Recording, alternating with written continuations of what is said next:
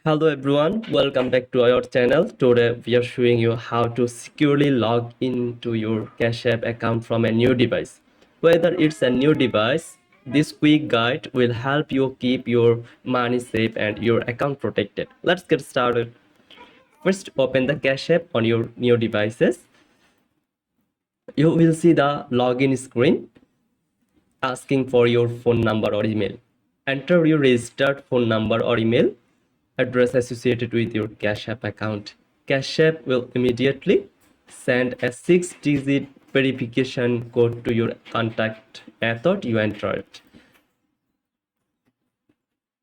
Check your SMS inbox or email and enter that code into the app. Once verified, you will be automatically logged in.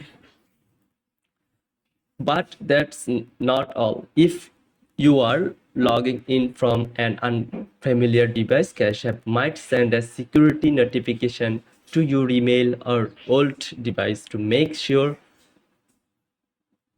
it's really you.